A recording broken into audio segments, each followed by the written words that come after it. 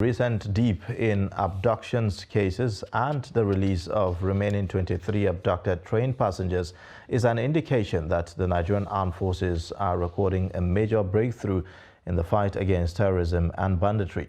The abducted train passengers spent nearly 200 days in captivity. Yusuf Akogu tells us more. Jubilation and celebration by relatives of victims greeted the news of the release of the remaining captives.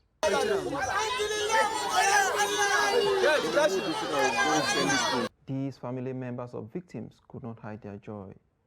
What I have to say is Alhamdulillah. All the pain that we have gone through for the past 6 months and 1 week, it has come to an end. They are free now. For one of the members of Chief of Defense Staff Committee, a team put together by the head of the Nigerian military to ensure safety release of victims, it's an independence gift to Nigeria.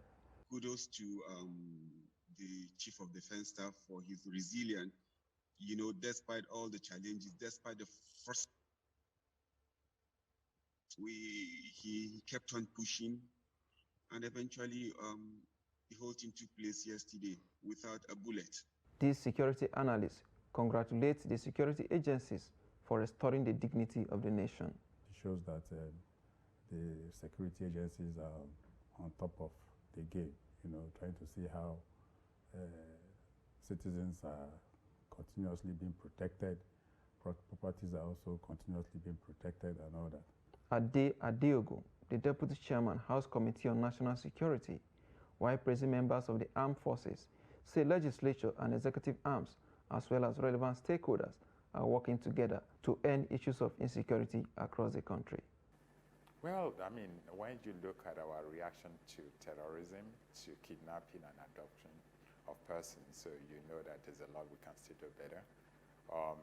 I think it's the reason we should all come together and see how we can support the police and the security forces to optimize their performance, so that they're able to at least react better and more efficiently. According to him, the 2023 election is not threatened by insecurity. Don't forget that we had the 2015 election despite the level of insurgency in the Northeast, and I think what is obtainable now is lower in intensity than it was in 2015. So if we could hold the general election in 2015 successfully, I think we have the capacity to hold the general election in 2023 successfully. Nigerians hope that with this success, the end to insecurity across the nation is near. Yusuf Akogu, Trust Television News, Abuja.